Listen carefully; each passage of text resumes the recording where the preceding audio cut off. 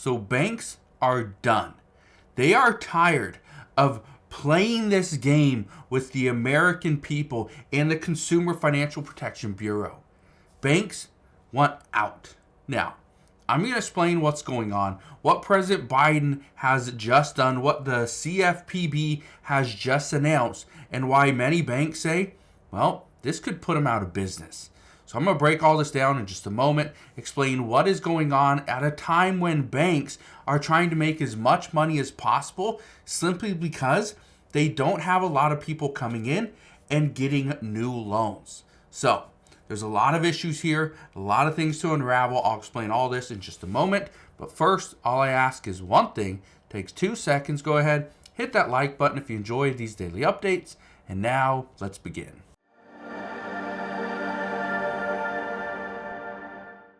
So let me just paint this picture for you. Let's say you work at a shoe store. And you work at this shoe store and you're trying to sell some shoes. And every time you sell shoes, right, you also sell the laces with it, but you're able to add a little bit more to the cost. You're able to charge the customer a little bit more. Guess what? That's kind of what banks are doing. I want to explain why. Look at this. It says the CFPB announces a rule limiting bank overdraft fees. And now a trade group or multiple trade groups are suing as a response. I want to show you some of the key facts here, then explain what is happening. It says the Consumer Financial Protection Bureau announced the final version of a rule limiting banks' ability to charge overdraft fees.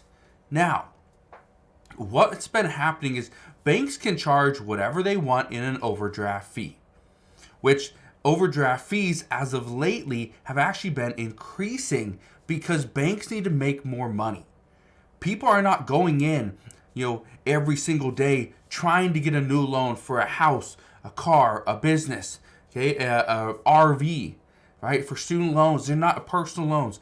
They're not doing that because right now interest rates are just too high. So you know what banks are doing? They're coming after their customers. They're asking their customers to, hey, let me get a little bit of money from you here. Let's take some money from you here. Let's not give you as much as for interest on your savings account, but we're going to pull more money because you asked us for paper statements. Yeah. This is what banks are actually charging for. Here's just a small list. Okay? Overdraft fees. There's some banks that are charging $30 to $40 for every single overdraft fee. Excessive deposits and charges fee.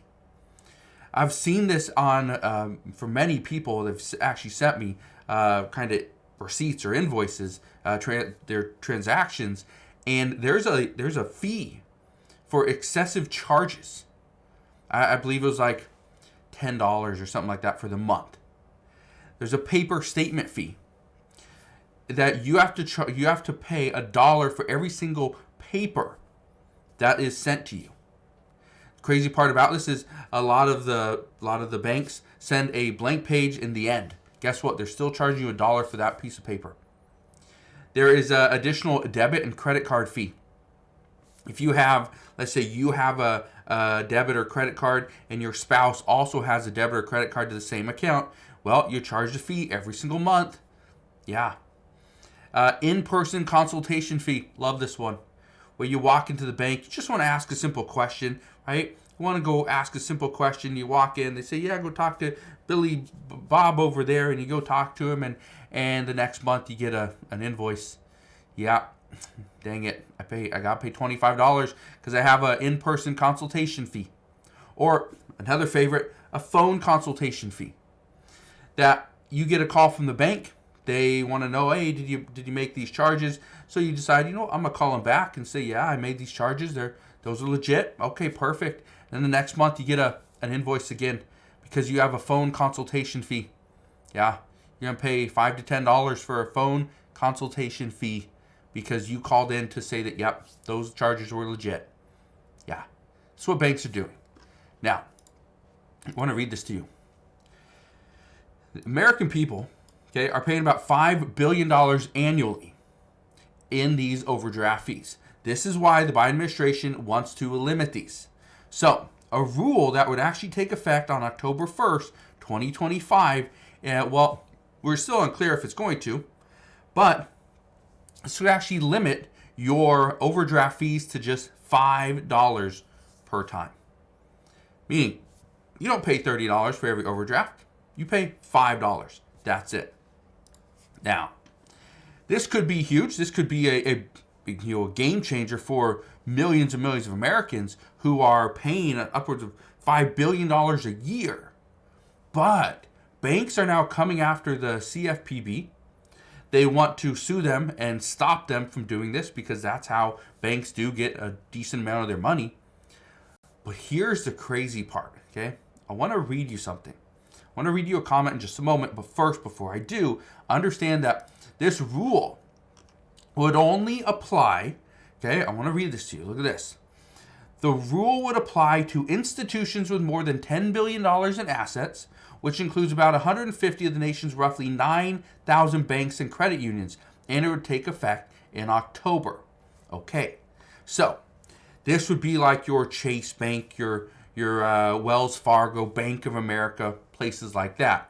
Not your Middleton's little town bank, okay, that has one branch, right? Has $400 million in assets. That bank's not going to be it, okay? They don't have to comply. Listen to this comment. This is what somebody wrote to me a while back. They say, and I quote, "I work for a small bank that only has 3 branches and less than 20,000 customers. And since news came out that the president was capping overdraft fees, many customers have been asking about it and why they keep getting hit with larger fees. I made it clear that this hasn't been implemented yet, and even still, our bank is too small and wouldn't be required under this law to comply." Well, their answer was exactly what I expected. Every single one said, if only the big banks are going to treat their customers right, then that is where they will be moving their money. This is why I'm telling you, the small banks are going to be crippled because of this. The big banks are the ones that are going to be required to comply. But here's the issue. And I know if I personally had dozens of overdraft fees every single month, I wouldn't want my money in the small bank that, yeah, it's small, it's right there in my hometown, great. But if I have, let's say, 12 overdraft fees every single month at $25 or $35, it would make more sense for me to go to the big bank where I'm only paying $5. Okay, I'm only going to pay what, $60 in fees. Okay, that would make much more financial sense to move my money to the big bank that is required to only charge me $5 per overdraft. This is the issue. As these small banks start to see a bank run where people are going to their bank, pulling all their money out and moving it to the big banks because they are the ones that have to comply. They're the ones that have a little more protection. They're the ones that are too big to fail. Well, the small banks are going to go under. You're going to see that they aren't going to be able to withstand a bank run. They don't have the money there. They just can't do it. Now, here's where things are getting even more interesting. Look at this article. It says, office property meltdown is starting to surface at regional banks. One of the things that I've told you over the past several months is that commercial real estate is going to hit us hard the first quarter of 2025. We're just months away. The commercial real estate crisis is that about $1.5 trillion in commercial real estate needs to be refinanced. If it cannot be refinanced, it's going to go back to the banks. The banks are going to absolutely go under if they have to hold on to this amount of debt. Okay? They need the monthly payments to stay afloat. Look at this right here. Okay? This is just in Seattle, Washington. It says Seattle developer Martin Seelig warns of default on more office debt. It says the $379 million loan is backed by mostly empty offices. It says Seelig's firm scored forbearance on a separate $239 million loan. There's roughly $800 million in commercial real estate loans that this Martin Selig Real Estate group can't pay, right? The offices are empty. You drive down downtown Seattle, and they have some great office buildings.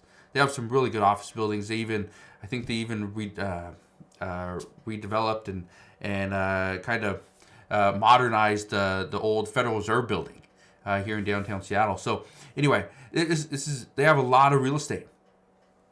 You can't pay it. They just can't pay it. Not only that, okay, this is in Seattle, Washington. It's not even in New York City. It's not even in San Francisco or Los Angeles. Okay, it's not in Dallas or Houston.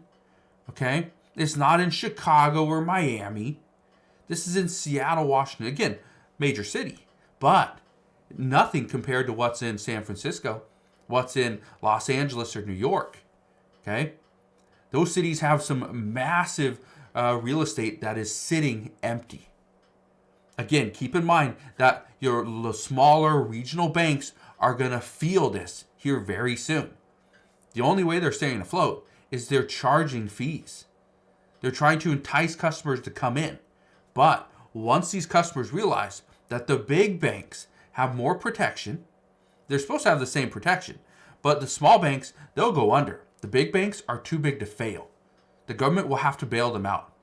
Okay? The small banks, you'll have a bail-in where the small banks are going to use your money to keep them afloat for just a little bit longer. So, just wanted to share this with you because right now there is a massive banking crisis that's coming in 2025, and we are just now seeing the start of it. Be prepared. Like I've said before, okay? You need to kind of have your money in multiple banks, right? Don't keep it in one bank. Spread it out, diversify your money, put it in a small regional bank, in a large bank, right? Your Chase, your Wells Fargo, your Bank of America. Okay, put it there, and then also get yourself a credit union.